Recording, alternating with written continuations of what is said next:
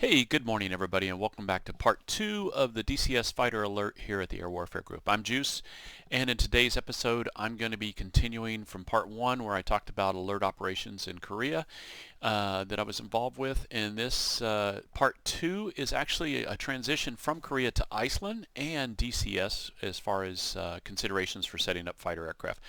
I kind of like spaced it that we also had an alert commitment my last 2 years in overseas was in Iceland, in Keflavik, and it was a TDY alert commitment, just like what I was involved with in Korea, except I was permanently assigned there along with my unit, and we would host TDY forces that were up there on forward operating location. And so we'll go into that in detail. I'll tell you about all the different stuff and all the fun things that we did up there. So as a reminder, I'm not a fighter pilot. I served in the military with fighter pilots. I served on alert, served all different types of aircraft. I've got a pretty diverse background, but none of the stuff that I say here is authoritative. I don't know what I'm talking about half the time, as most of you know if you follow the channel. I'm just putting together what I saw and what I had access to that's open source, unclassified. We appreciate the comments you guys do, the clarifications, the corrections, the questions. Just don't talk about anything classified or we will have to kill you. So imagine that you're trying to set up, let's say we're in Ukraine and we're trying to set up an air defense system to protect against maybe Russian aggression coming across the border. Hypothetically. And let's say that here's the border, we're above the Strait of Azov. The Azov Sea here is leading us up to all these different areas between Ukraine. You've got Belarus up to the north. You've got all the different. You got Turkey far to the south. So all these allied forces that are trying to protect Ukraine are going to have to go there and set up. And let's say you want to set up right here. If you look in the middle, the border of what we would do as what we'd use as an air defense intercept zone or as a forward edge of our airspace. What might look something like this. It'll come along the border of the country, and it would go across the central part of the ocean or the sea, and then it would go pick up down there at the Strait of Azov. If you guys have DCS Caucasus, which everybody does, you'll see what I'm talking about if you go in there. As a matter of fact, there's Krasnodar Center at the bottom of the map. That's the highest, that's the northernmost airfield that we have on DCS Caucasus map. Really neat map. Really nice that they have updated it since the 2.0 Edge game engine has come out. 2+ Edge game engine, I should say. Now, some of the things you have to consider when you're setting up an air defense mission in DCS is if you want to run realism, this is some of the stuff you might want to consider. If you want to just say, hey, I just want to be able to intercept and shoot stuff, and you're not already playing War Thunder, then you can do that in DCS also. But DCS has some really cool stuff in the mission editor that you can apply, and there's a lot of open source information out there between Tactical Pascal's channel with Air Intercept and with some of the other channels that are available. You can see some of the stuff that's available that you can build your missions off of. You can always ask questions over here. You can, like I said, as long as it's not classified, as long as we don't have to kill you. So one of the things you want to take in consideration when setting up threat response is are you going to put in an IADS or an integrated air defense system? I got this graphic from Military TV and online, and basically the integrated air defense system is a wall or a ground and satellite and radar network that works with the fighters. So it's not just the fighters going out there and taking out the bandits and the threats. All of these systems work together, and there's a chance that you may have to coordinate. There's certain things that you might not want to do with a fighter in these zones because you don't want to go up there and get shot down by your own missiles. But with IFF and all the different identification capabilities that we have, this is something that shouldn't happen. So you got to set up, if you're going to have it realistic, you're going to set up an IADS, and you'll want to set up your fighters appropriately for that. And so we're going to talk about that on the map when we get to the end of this briefing with DCS. So I mentioned ADIZ, or Air Defense Identification Zone. Here's the Iceland ADIZ. This is what we used when I was up there. If you look at my mouse on the computer, or my little crosshair, go down in the south northeast corner of the peninsula. That's the Reykjanes Peninsula. That's where Keflavik is. It's out there on the peninsula where it's all windy. And the Keflavik Naval Air Station, NATO base, and the Keflavik Airport are all co-located on the same airfield. That's down here. And then over here is Reykjavik. This is the capital right here in this little armpit area right here. And then this is all of Iceland right here. I'd estimate that the country is about 500 miles wide by 300 miles tall. And don't quote me on that. I might be thinking kilometers, but I definitely think that it's about 300, 500 nautical. And in this, no, it couldn't be that big. But you know, look it up. You guys have Google and Wiki. And so over here, this side over here is the eastern side of the island. My wife and I got to go visit that side. We took an airplane, rented a car, and drove around up there.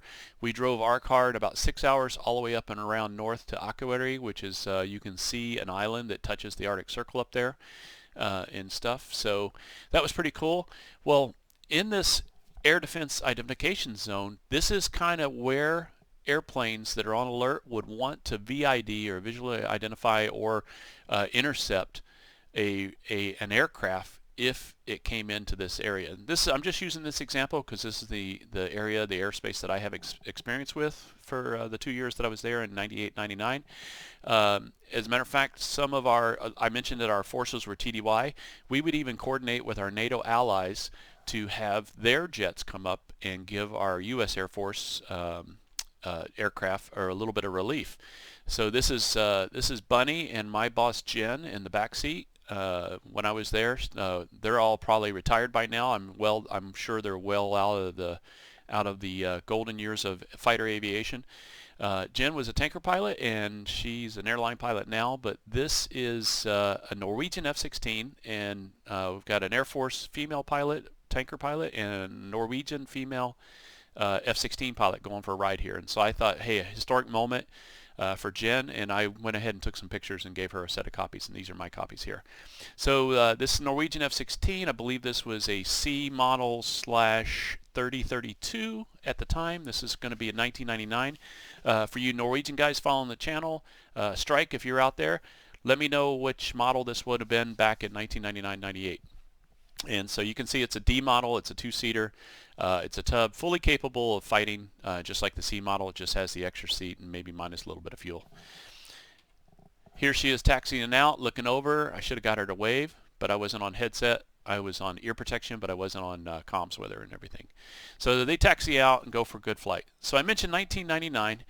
Exciting thing happened. We were in the middle of an exercise in the summer of 1999, and we had what's called exercise alert. We had TDY crews up from some base in the States, and my boss VC, and actually my commander VC, and my boss, the ops officer, was Gorby.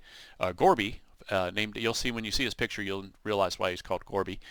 They were the permanently assigned F-15 pilots there, and of course our group commander, our 85th Operations Group commander, he was also an F-15 pilot, but he was a full bird colonel.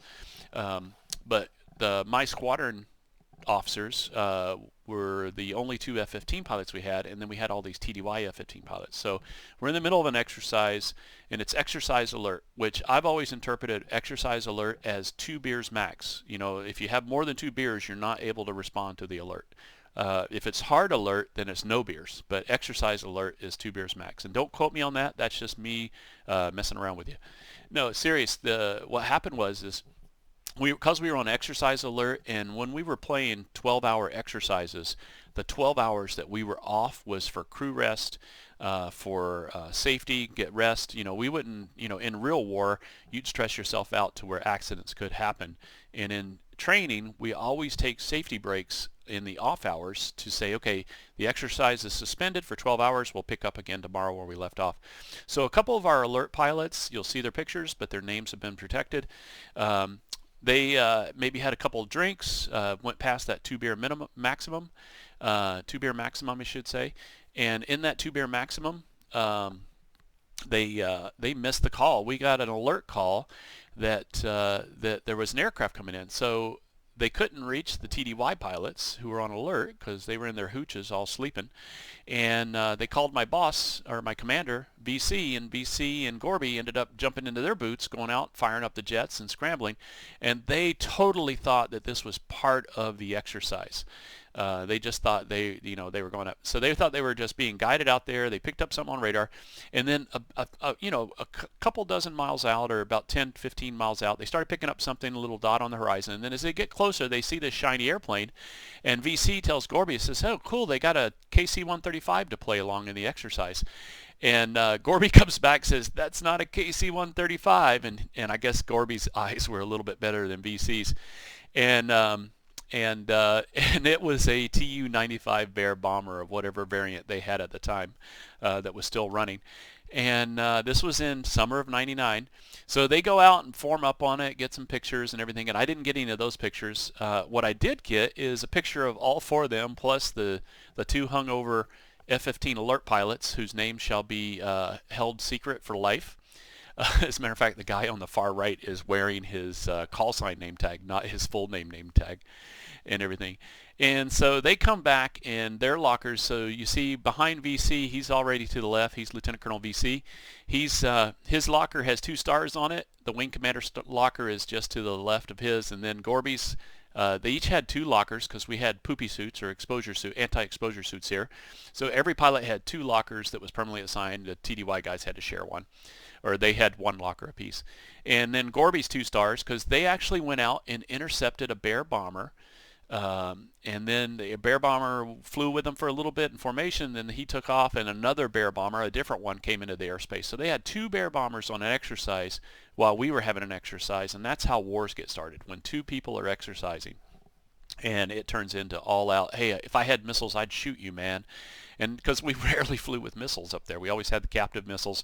If we had a situation to be really on hard alert for the Greenland-UK gap, we would know ahead of time, and we would be able to do that. So, and this is the last picture slide before I go to DCS, but let me know in the comments if you guys would like to see a part 3 of this more in detail with DCS, how you can set up your loadouts and everything. I'm going to give you a little brief overview on the Viper and the Eagle, the 2 aircraft that I have experience with in DCS, but it's open to you guys if you want to see more of this or more any content about Alert or some of the experiences that Juice has had, or some of the others like Tyro and Takeda in the Air Warfare group. Put it in the comments below. For those of you that are following Takeda's series, we're getting ready to pick up on Blackhawk Pilot teaches noob, that'd be me, the noob, how to hover, and we're going to pick up with that this week too, so stay tuned for that. Without further ado, let me close this window and I will take you guys over to DCS. So in this situation right here, I went ahead and let me close out this menu bar over here. So I've got some fighters. I got 2 fighters on alert at Sanaki Koki, and you can see that I picked a base that had hardened shelters, and see how they're all spread out like that? They're not all in a line. These are like ramp for big heavy guys or for transit temporary guys. These are for helicopters or whatever, because helicopters really have a hard time hovering out of a hardened aircraft shelter. And then over here, if I go satellite, you can see these guys are in hard spots right here, but those are actually hard covers and stuff. And then here's the map view showing you the political situation where they're at. So you can see the borders right there and the black lines and the dark lines going around and everything. So depending on how far from the border you are, if you're in the overrun zone, it doesn't make sense to have fighters that are going to take 5 minutes to get airborne or 10 minutes to get airborne if they're going to be overrun by 10 minutes. If cruise missiles come in, if artillery can come in, you wouldn't want to have it there. And then, that first 10 to 20 miles might be where it'd be a good place to put your IADS or your integrated air defense system into play, so that you have a kind of a wall of missiles and radar and satellites that are covering that whole area, communications and everything. And this is hard ground alert, not airborne alert. And we'll talk about airborne alert in another episode if you guys want. Be sure to put a comment. But this right here is basically a hard ground alert, cold alert. This is where, just like in Korea, here's a satellite view, and then here's the altitude. So in Korea, we'd have the guys were, pretty much slept in their flight suits with their G suit on, and they were on for 24 hours, and then they were off for 48, and then on for 24 and off for 48. So they got 2 days off for every 24 hours, or for every 24 hours of service. And allowed them to do laundry, get some rest, go out and have a beer or two, stuff like that. Remember, when you're on hard alert and it's a real alert with a real threat, there is no 2 beer maximum. There's no beer maximum. Okay, so going to the Eagle first, what I did is, let's go to Loadouts. So at Kadena, when we were deployed to Korea at Osan, we had, because it was more crucial to get up and get airborne and be nimble that close to the DMZ, we were basically single bag, as I mentioned in part 1, and we had a 4x4 configuration. In DCS, what I recommend, and what you'll see a lot of days when you see F-15s that are, were in the war and stuff, they might have the 6x2 configuration, where they have 2 AIM-9s. Probably today they have the X-rays for sure. These are mics. I just put mics in there because I like the way they look. They remind me of the old days. But the 6x6, and these in my day they were Sparrows. They weren't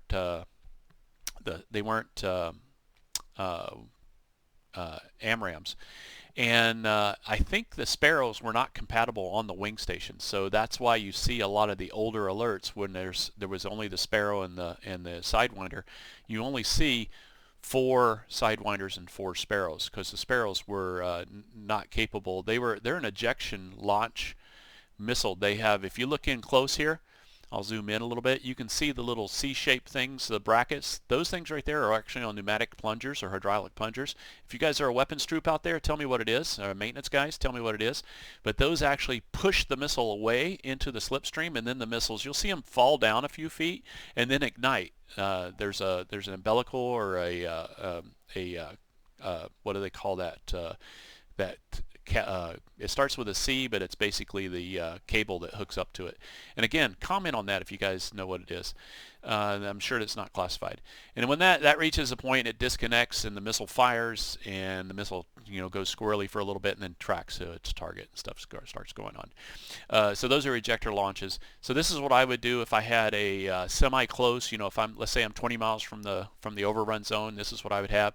Or if you were going to go to a more farther standoff where you need the extra fuel, plus you need the extra capacity to take on fuel. Say you're going to launch, set up a bar cap or a barrier cap, barrier combat air patrol, and if you're going to do that, you're going to want to take 2 fuel tanks, because you're going to need extra gas to get there and burner. You're going to need also the ability to take on extra gas, because you're most likely going to be up for 6-7 hours hitting a tanker and maintaining while all hell breaks loose down below you, and the other fighters come up to relieve you. So this is some of the considerations that you want to do when you're loading up your aircraft. Now let's go over to the Viper. The Viper is something I have a little bit of experience too. I spent a year on those in Korea and the 35th. Hey Edie, if you're listening, put the 35th Fighter Squadron skins in there too. It's just like the Wolfpack ones, the 80th Fighter Squadron, but they have the blue tails, and it says 35th Pantons. Go Pantons, push it up. And so this is what I have for the Viper.